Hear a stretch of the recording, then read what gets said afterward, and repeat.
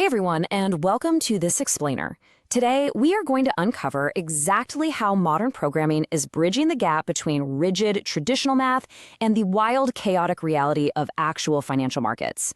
So if you've ever found yourself wondering how the pros move beyond basic spreadsheets to actually simulate and price real market chaos, well, you are absolutely in the right place. Let's dive in.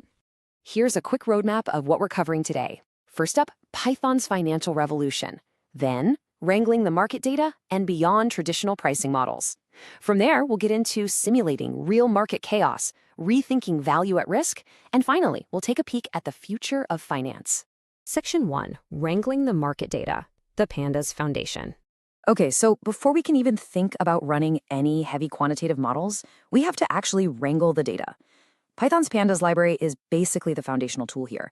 It's a surprisingly simple pipeline. You fetch the raw data using something like Y-Finance, you clean out the missing values, and then you group or aggregate the data by date or month. Just like that, you've transformed a messy, real-world data feed into a beautifully structured format that's perfectly prepped for analysis. Section 2, Beyond Traditional Pricing Models, the Black-Scholes problem. Let's see how that foundation takes us from raw data to the absolute cornerstone of traditional finance. Since the 1980s, the Black-Scholes model has pretty much been the gold standard for determining option prices. Why? Because it gives us a really neat, closed-form mathematical solution. But there is a massive catch here. It relies on assumptions that literally only exist in a perfect vacuum. I mean, it assumes volatility remains absolutely constant, it assumes markets are perfectly continuous without any sudden jumps, and it even assumes the underlying asset pays absolutely no dividends. And that leads us to the crucial problem, the stark contrast between those neat theoretical assumptions and chaotic market reality. As we all saw during the 2008 financial crisis, volatility fluctuates wildly, and prices absolutely can and do crash suddenly. So, when actual reality hits, Black-Scholes often ends up severely underpricing risk. Moving to Section 3, Simulating Real Market Chaos, Advanced Computational Models. So, how do we overcome those theoretical limitations from the 80s? Well, we turn to the Monte Carlo simulation. Instead of relying on a single rigid formula, the Monte Carlo method uses geometric Brownian motion to generate thousands or even hundreds of thousands of simulated asset price paths. By mapping out all these diverse potential what-ifs of the market, this method uses sheer computational prowess to estimate average payoffs. It drastically increases our accuracy well beyond traditional models. Now to put that into perspective, take a look at these estimates for Shopify stock. The Monte Carlo projection follows a nicely consistent downward trend, but right around the $83 strike price, the actual market price suddenly spikes up, completely defying our estimate. Why did that happen? Because the basic Monte Carlo model still assumes continuous motion. It totally misses those sudden price jumps driven by complex real-world dynamics. To account for those large, sudden price changes, the ones that defy continuous motion, we have to integrate the Merton Jump-Diffusion model. Think about AMC, right? A notoriously chaotic stock that's highly prone to massive retail spikes. By incorporating a mathematical concept known as a Poisson process, this model explicitly adds a jump component, and as a result, it brings our estimated prices tightly in line with the actual market chaos. It's a real game changer. But wait, what about volatility? We already know it's not constant. To fix this, we employ the GARCH model.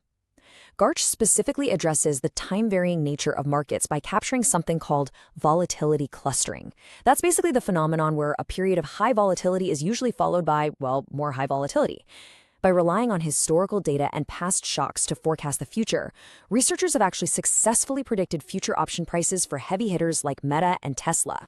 And this realization leads us directly into the concept of stochastic volatility. Instead of just plugging in a single static number for volatility, we model the volatility itself as a random process that fluctuates dynamically over time. It's an absolutely essential element if you want to capture complex, real-world dynamics like the volatility skew. Applying the Heston model to Tesla stock shows exactly why this is so important.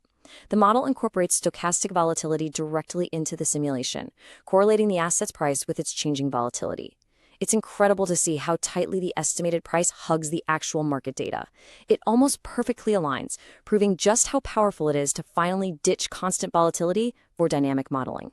Okay, let's step back for a second and dive into a really critical question. We've proven that we can use code to price assets much more accurately. But what happens once we actually own them? let's shift our focus away from pricing and talk about the technology used to manage sheer downside risk. Section 4. Rethinking value at risk, measuring the downside. Value at risk, or VAR as it's commonly known, remains an absolute staple for any quantitative risk manager. Think of VAR as drawing a line in the sand. It tells you the specific loss value for which there is only, say, a 5% probability that your actual losses will be worse than that number over a given time frame. Now, it does have some fair critiques, mostly that it doesn't tell you exactly how bad the losses will be once you cross that threshold.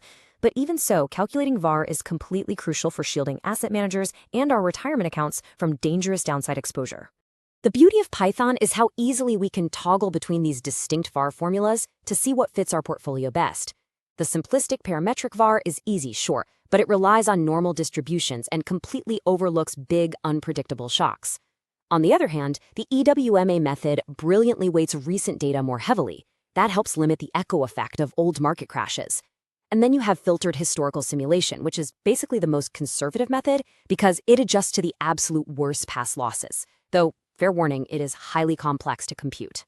When you look at the actual Python implementation side by side, a basic historical simulation is very straightforward. It just relies heavily on a raw percentile of the past.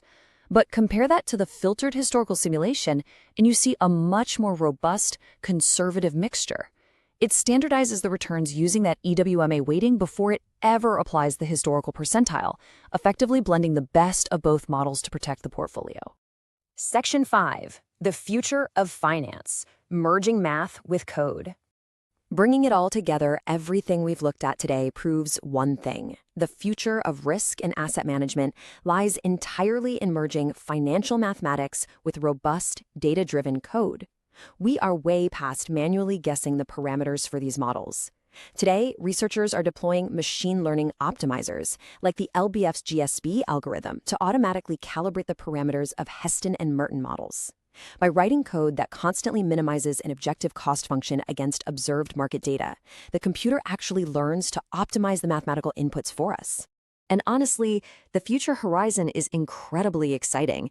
We are moving toward deep neural networks that can model implied volatility surfaces in real time. We've got long short-term memory networks forecasting variances and reinforcement learning agents calibrating models at lightning speed.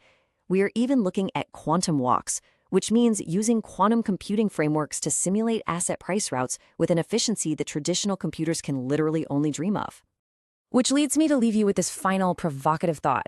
As we seamlessly integrate deep neural networks and quantum walks into our everyday risk modeling, will those traditional finance formulas eventually become entirely obsolete? The rapid evolution of financial engineering is fundamentally changing the landscape, and it's up to the next generation of analysts to write the code that will define the markets of tomorrow. Thanks so much for joining me for this explainer, and as always, keep questioning the data.